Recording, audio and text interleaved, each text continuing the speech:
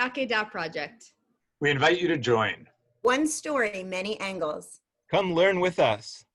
My initial question was, growing up in Israel, Akedah was like part of our almost daily discourse. It was it has accompanied us from war to war and in between the wars, and literature engaged it very often, starting from very early on. And we can assume that this is obvious, that you use the Akedah in the sense of, not in the original sense, obviously, but in the sense of Israeli soldiers. The sacrifice, national sacrifice, all the wars starting from 48 on were described and either lauded or eventually also critiqued with this image of the Akedah.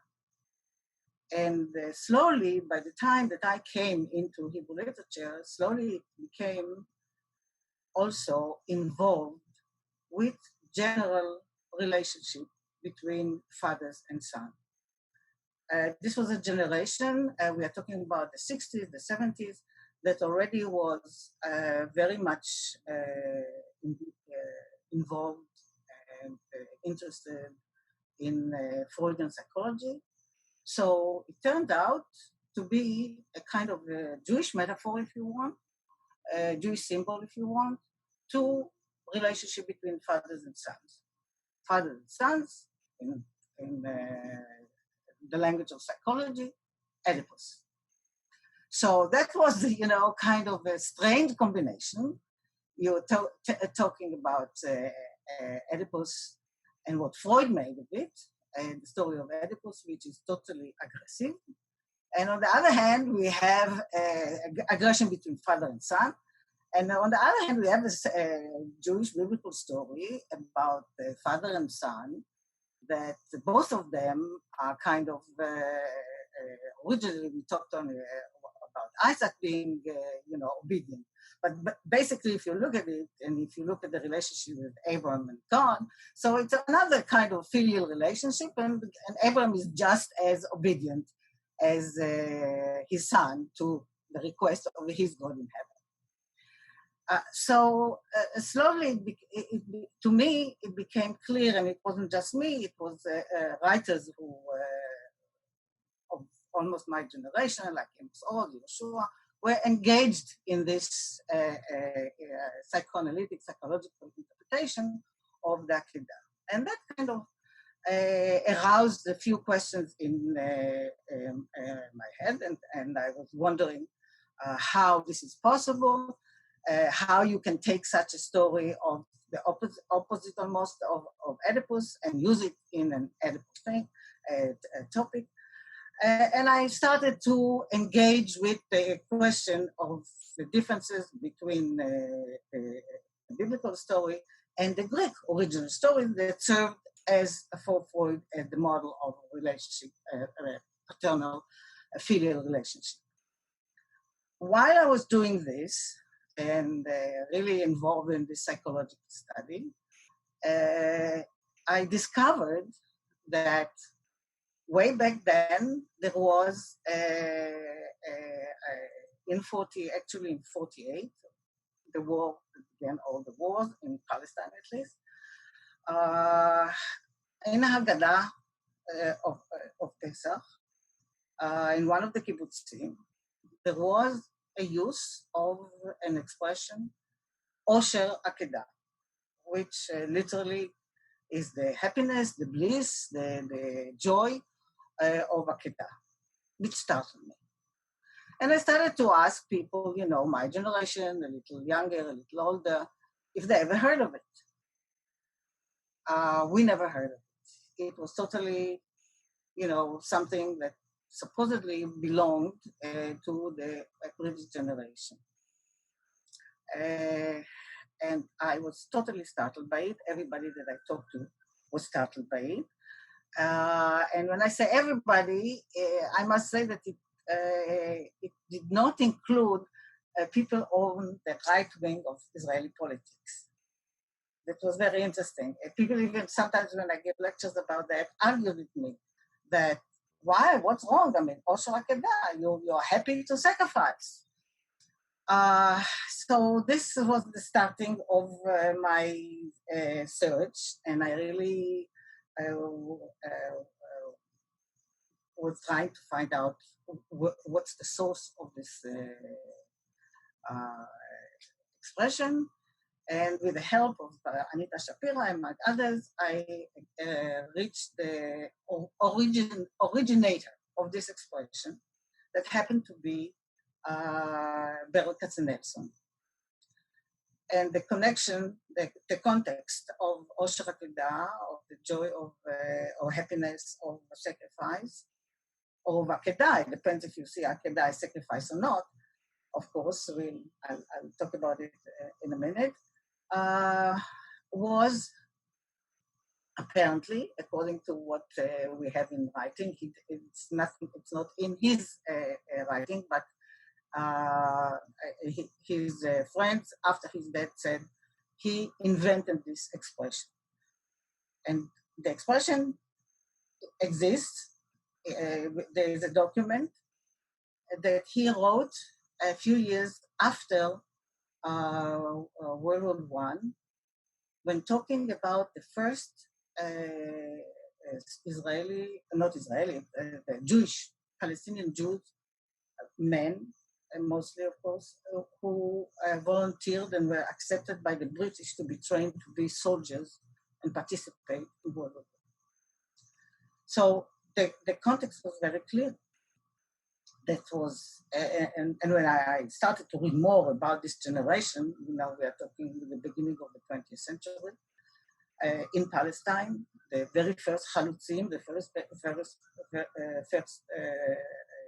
pioneers, second Aliyah they called, because there was in 19th century, end of 19th century, the first wave, but the first wave did not come with the set of ideologies that brought the second wave, what we call the second Aliyah. So this was quite educated, intellectual Russian Jews, young Russian Jews, who combined Zionism with socialism, you may say, and came to build as we said, to build the land and to be rebuilt as a nation, as people by it. So one leg of this rebuilding was, of course, work, toiling the land, and the other leg, which was took a while for them to be able to act upon, was the idea of defending themselves. And the chance of World War I was a big thing. It didn't come about easily, but they finally convinced the British to let them create a battalion and the volunteers. And they volunteers to it. And when Katzenelson writes about it, like a few years after the fact, he uses a long list of emotional adjectives describing the elation that they felt. And among them was the expression, Osher Akedah. And it troubled me, as it troubled many of my friends that I talked to about, until we found that this expression, one thing was that it really died out. In my time, it was never used. And also I could not find it in any of the writings of this period or anything, until I came by chance to find a text of Agadat Pesach by the kibbutzim in 48. It was Agadat Na'an, a kibbutz Na'an, but there were several kibbutzim who used it. And there they also used the phrase that this this was the time of Osher Akedah and Tugat HaKorban. Tugat Korban, to translate it to English, is the sadness, the agony of sacrifice. I didn't see that any of them was aware of Osher Akedah. That's number one. So this totally drowned until, I brought it up. But it is clear that they did not accept it. The shock of my generation to find that anybody can say Osher Akedah is a testimony to the fact that we grew up with thinking of the Akedah as maybe something that is necessary, something that you cannot live without, but not something that is good and you should strive for, and definitely not call it Osher. And when I say we, I'm more or less the generation, we are a little younger than our major authors of this generation, and Oz and Yoshua that you asked about. Each of them, in a different way, struggled with it. And as I showed, Oz from very early on wrote a story, one of his first stories actually, in the late 50s or early 60s, in which he combined the story of the Akedah, the concept of the Akedah, with the story of Jephthah, which brings us into a whole, and Jephthah's daughter, obviously, which is another kind of second generation, young generation sacrifice for the good of the parents. Through this story, he really challenged the inheritance of his generation, he and Yoshua, the same generation, from the generation of 48, what we call the Palmach generation.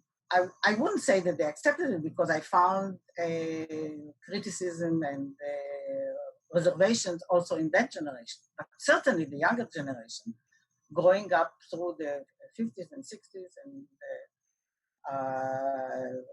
going to war, and they went to war 56. Some of them certainly did not accept it as a given that this is how it should be.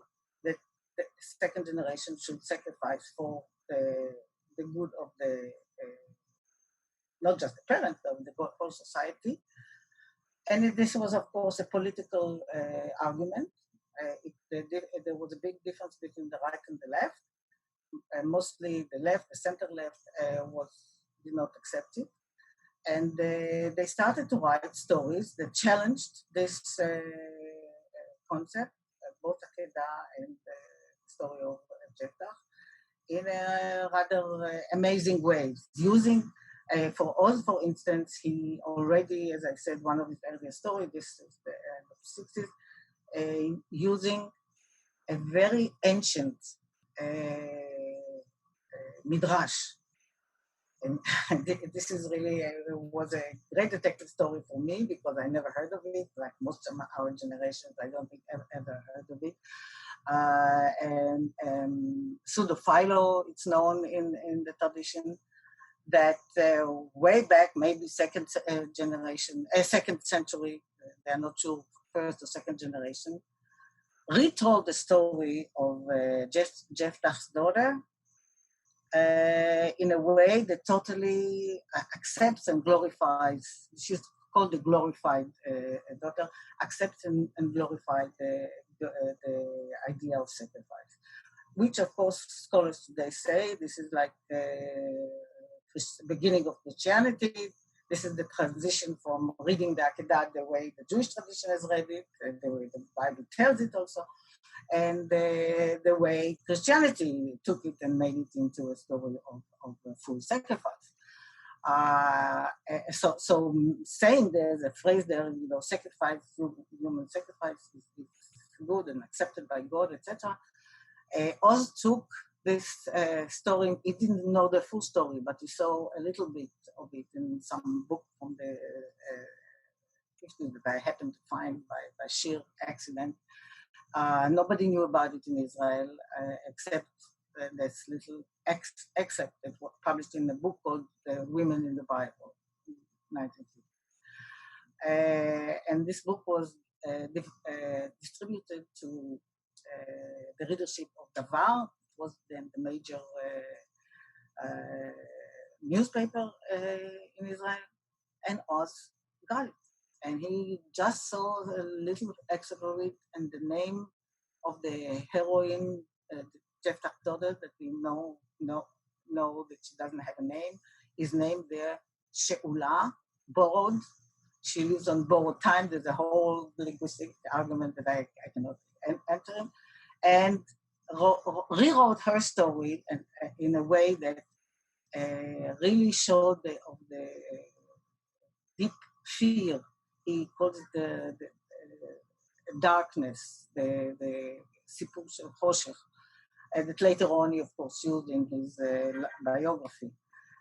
So early on, this is, I'm trying to think, before 67, before 73, already somebody sensitive like Oz felt the need to argue with the constant need to make sacrifices, life sacrifices for the good of whatever the big thing is. His colleague and friend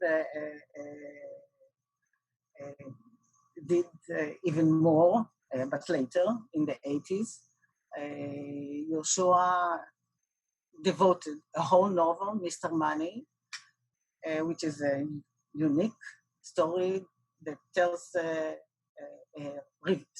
history in reverse, starting from the end and going back to the beginning. Really like a detective story, but even more so like Freudian analysis, and he's a great Freudianist. His wife, Alaa Shalom, was a Freudianist. Taking the Akedah as an emblem of the relationship of fathers and son in the psychological sense, and taking to task the need to sacrifice, and almost overlapping it with the Oedipal story, and which is one of the things that Israeli culture of the recent generation really did a lot. These are just the two highlights, Oz and Yoshua, but you can find it across a big number of stories, including by women.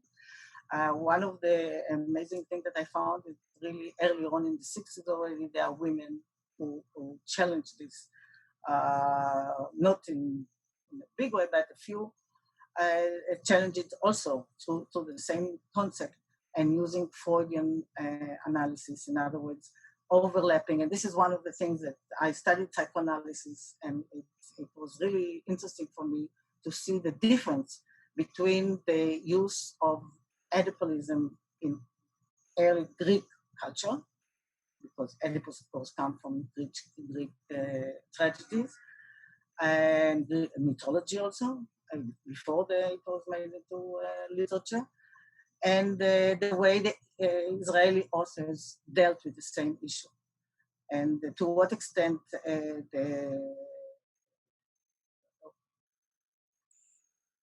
they managed to take a tradition that totally based itself, if we look at Akedah as the cornerstone of if you want, psychology, mythology, understanding of relationship of father and son, which is totally based on submissiveness, not only between Isaac and Abraham, also between Abraham and his father in heaven, and adjusting it to a modern understanding of human psychology by Freud that assumes the opposite, that assumes that the relationships are totally aggressive and the relationship of conflict, which is what 20th century is all about. So